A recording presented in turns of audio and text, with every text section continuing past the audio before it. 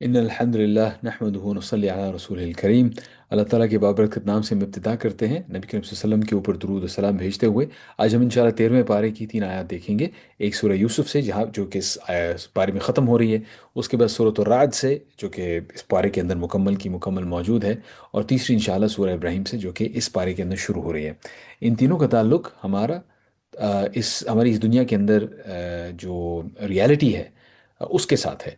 और हमें एक इल्यूजन नज़र आता है, हमें एक आप समझ लीजिए कि हमारे सामने ये दुनिया की जो ज़िंदगी एक तमाशे की तरह तरह मौजूद है। और हम में से वो लोग जो इसके पीछे देख सकते हैं, इसके पीछे वाली हकीकत जिनको नज़र आती है, वो फिर इस दुनिया में अपने लिए भी बेहतर फैसले कर सकते हैं, अपने घर वालों के लिए भी। और उन फैसलों का ताल्लुक उनकी आखिरत से है। अल्लाह ताला उनमें उनमें शामिल करे जिनके फैसलों से वो खुश हुआ है। सबसे पहले हम इंशाल्लाह देखेंगे सूरह यूसुफ की एक आयत। ये बिल्कुल सूरह यूसुफ का अख्ताम है। यहाँ पर आप सूरह यूसुफ के वाक़यात से वाकिफ़ हैं। हज़रत यूसुफ अलैहिस्सलाम के भाई और उनके वालिदैन अब उनको आ मिले हैं, मिस्र में हैं। और ये वो आयत है। इस आयत के अंदर एक बड़ा ही बारीक सा एक लफ्ज़ है, जिसकी तरफ मैं निशानदेही करना चाहता हूँ, चूँकि हमारी ज़िंदगियों के ऊपर उसका बिल्कुल बराह रास्त असर है। अल्लाह ताला कहते हैं, वरफ़अ अबवैहि अलल अर्श, और उसने अपने वालिदैन को तख्त पर बिठाया। हज़रत यूसुफ़ अलैहिस्सलाम का जिक्र है कि उन्होंने अपने वालिदैन को अर्श पर बिठाया। वख़र्रू लहू सुज्जदा, और वो सब उनके सामने झुक गए।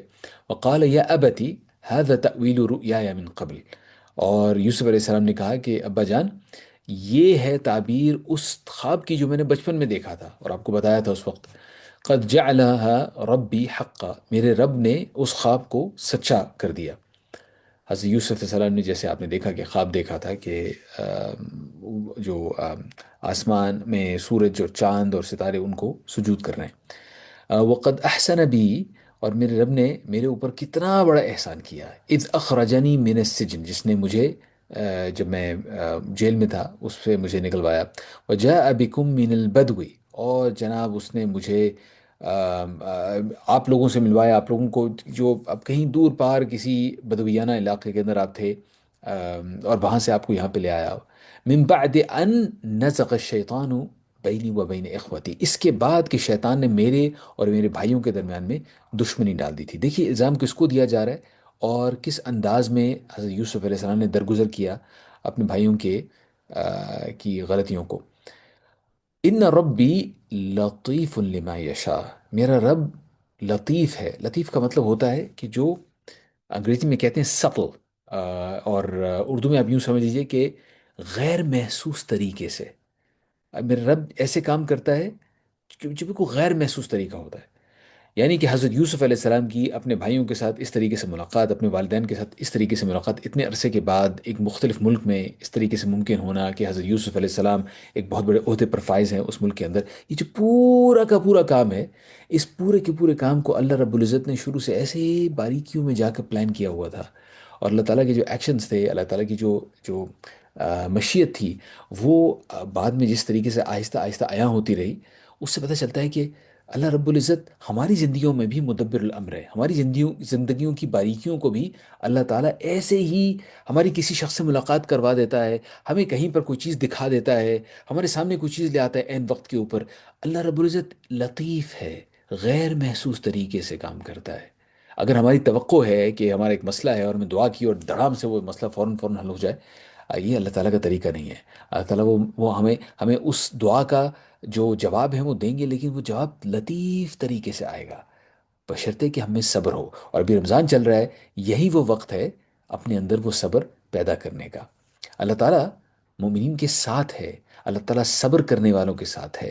लेकिन वो साथ उनको महसूस होता है जो कि अल्लाह ताला की इस लताफत से, इस सटल तरीके से काम करने से वाकिफ़ होते हैं। इन्नहु, उसके अलावा वो अल अलीम और अल हकीम, यानी इन्नहु हुवल अलीमुल हकीम, यानी वो इसके अलावा तमाम इल्म भी उसके पास है हर चीज़ का, और साथ में सब हिकमत भी उसी की है।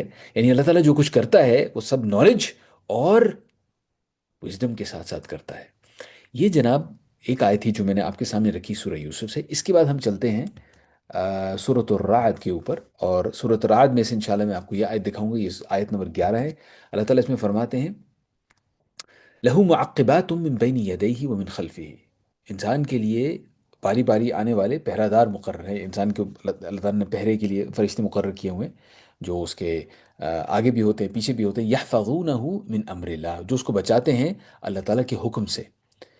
یہ ایک حقیقت ہے، ہمارے ساتھ کچھ فرشتے موجود ہوتے ہیں جو ہمیں بچاتے ہیں، اور جب ہمارے لیے لکھا ہوا ہوتا ہے کہ ہمیں کوئی چوٹ لگنی ہے، لکھا ہوا ہوتا ہے کہ ہماری زندگی ختم ہونی ہے، تو پھر اللہ تعالیٰ کی مرضی ہوتی ہے کہ وہ ہونا، ورنہ اللہ تعالیٰ نے ہمارے ارد گرد فرشتے رکھے ہوئے ہیں جو ہمارا بچاؤ کرتے ہیں۔ اس کے بعد اللہ تعالیٰ کہتے ہیں ان اللہ لا يغير ما بقوم حتى يغيروا ما بانفسهم۔ اللہ تعالیٰ یقیناً کسی قوم کے حالات نہیں بدلتا، کسی لوگوں کے حالات نہیں بدلتا جب تک وہ اپنے حالات خود نہیں بدلتے۔ ہم نے دیکھا یوسف علیہ السلام نے کہا کہ اللہ تعالیٰ لطیف ہیں، ہم دعا کریں گے اللہ تعالیٰ سنیں گے، لیکن بھائی اگر ہم نے اللہ تعالیٰ کو یہ دکھانا ہے کہ بھئی ہم اپنی طرف سے کوشش کر رہے ہیں، تو اس کے لیے ہمیں کچھ نہ کچھ تو کرنا پڑے گا نا، کچھ ایکشنز ہمیں بھی لینے پڑیں گے۔ اور وہ ایکشنز صرف ذاتی نہیں، اس کے ساتھ ساتھ وہ ایکشنز ایسے بھی ہوں گے کہ وہ ہم نے من حیث القوم یا کلیکٹیو قسم کے ایکشنز لینے ہیں۔ ہم اپنی کمیونٹی کی امپرومنٹ کے لیے کام کرنا چاہتے ہیں، ہم اپنی جہاں پہ ہم رہتے ہیں اس کے رفاہ عامہ کے ہم کام کرنا چاہتے ہیں، ویلفیئر کے کام کرنا چاہتے ہیں، وہ ہم کریں گے تو اللہ تعالیٰ تبدیلی لے کے آئیں گے۔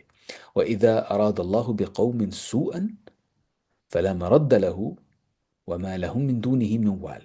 اور اللہ تعالیٰ کسی لوگوں کے ساتھ اگر ایک دفعہ اللہ نے فیصلہ کر لیا نا کہ یہ لوگ بس اب نہیں ٹھیک ہونے والے، انہوں نے بالکل کفر کو ایک حد تک پہنچا دیا، اور اس کے بعد اللہ تعالیٰ نے فیصلہ کر لیا کہ ان کے اوپر عذاب آئے گا، تو پھر کون ہے جو اس کو لوٹا دے؟ کون ہے جو اس کو روک سکے؟ کوئی نہیں کر سکے گا، اور اللہ کے سوا انہیں کوئی مددگار بھی نہیں ملے گا۔ نقطہ اس کے اندر یہ ہے، ہم نے شروع کیا تھا سورہ یوسف کی اس آیت سے جس کے اندر حضرت یوسف علیہ السلام اور حضرت یعقوب علیہ السلام، اور پھر حضرت یوسف علیہ السلام کے باقی بھائیوں کے درمیان، بنیامین کے علاوہ ان کے درمیان میں فرق اللہ تعالیٰ نے واضح کیا کہ لوگ مختلف قسم کے ہو سکتے ہیں، آپ نے اپنے آپ کو کس کیٹیگری میں ڈالنا ہے یہ فیصلہ آپ کو خود کرنا پڑے گا۔ اور یہ فیصلہ ہم صرف اپنی ذات کے لیے نہیں کرتے، بلکہ جس کمیونٹی میں جہاں پہ ہم رہتے ہیں، جو ہمارا معاشرہ ہے، اس کے حوالے سے بھی کرتے ہیں۔ جہاں پر بھی انسان ہو اس کی کوشش یہ ہونی چاہیے کہ وہ اپنے آپ کو اور اپنی کمیونٹی کو بہتری کی طرف لے کے جائے، تب اللہ تعالیٰ پھر تبدیل لے کے آتے ہیں، حالات بہتر کر دیتے ہیں۔ اچھا، جو اگر یہ آپ نے کرنا ہے تو اچھی بات ہے، نہیں کرنا تو سورہ ابراہیم کی ایک آیت ہے جس کے اندر اللہ تعالیٰ نے بتایا کہ بھائی اللہ تعالیٰ نے دونوں جو راستے ہیں ان کا آپ کو اختیار دیا ہوا ہے، آگے جو اس کے بعد ہوگا وہ بھی اس کا نتیجہ ہے۔ وَإِذْ تَأَذَّنَ رَبُّكُمْ، جب آپ کے رب نے اعلان کر دیا تھا، یاد کرو، یہ بنی اسرائیل سے بات ہو رہی ہے، لَإِن شَكَرْتُمْ، اگر تم شکر کرو گے اللہ کا، لَأَزِيدَنَّكُمْ، تو پھر اللہ تعالیٰ آپ کو اور زیادہ دے گا۔ یہ اللہ کا ایک اصول ہے جسے کہتے ہیں سنت اللہ، یہ اللہ کی ایک سنت ہے، ہم اللہ کا شکر ادا کریں گے تو اللہ تعالیٰ ہمیں اور دیں گے۔ لیکن یہاں پر شکر کا مفہوم کچھ اس سے زیادہ ہے۔ یہاں پہ شکر کا مفہوم یہ ہے کہ جو کچھ ہمیں اللہ نے دیا اس کی ریکگنیشن میں، اس کی ایکنالجمنٹ میں ہم اللہ رب العزت کے ہی ہو جائیں۔ جتنا کچھ اس نے ہمیں دیا ہے ہم اس کو ریکگنائز کریں، اور یہ ہمارا اسلام اور اس کے بعد ایمان ہوگا۔ اور پھر اللہ تعالیٰ کہہ رہے ہیں کہ میں تمہیں اور دوں گا۔ وَلَئِن كَفَرْتُمْ، اور بھائی اگر تم کفر کرو گے، اب یہ کفر بھی دو قسم کا ہو گیا، ایک تو کفر ہوا نا کفران نعمت، یعنی کہ اللہ تعالیٰ نے جو کچھ دیا ہے اس کا کفران کرنا کہ بھائی ٹھیک ہے جو کچھ ہے بس میں تو ڈیزرو کرتا تھا اس لیے مجھے ملا ہے، یہ کفران نعمت ہے۔ اور اللہ کو اس کی ایسوسیشن اللہ تعالیٰ کے ساتھ نہ کرنا، اور اپنے آپ کو جو ہماری حقیقت ہے، ہماری کم مائگی ہے، اس حقیقت سے انکار کرنا اور اللہ تعالیٰ کو کفر کرنا، یہ کفر اور کفران نعمت برابر برابر ہو گئے۔ تو اگر تم کفر کرو گے تو یقیناً ان عذابی لشدید، میرا عذاب بہت سخت ہے۔ یہ تھی جناب 3 آیات جو میں آپ کے سامنے رکھنا چاہتا تھا 13ویں پارے میں، اور اس میں جو ہمارے لیے سمری ہے وہ یہ ہے کہ ہمارے پاس اس دنیا میں ایک محدود سا وقت ہے جس میں اللہ تعالیٰ نے ہمیں روز موقع دیے ہیں بہت سارے، یہ ہمارے لیے چوائسیز ہیں جو ہمارے سامنے آئیں گی۔ ان چوائسیز میں سے اگر ہم وہ چوائسیز کرتے ہیں جو اللہ رب العزت کو محبوب ہیں، تو پھر اللہ تعالیٰ ہمارے لیے اس دنیا کی زندگی بھی آسان کر دیں گے، اور ہمارے لیے آخرت میں بھی ہمیں کامیابی دے دیں گے۔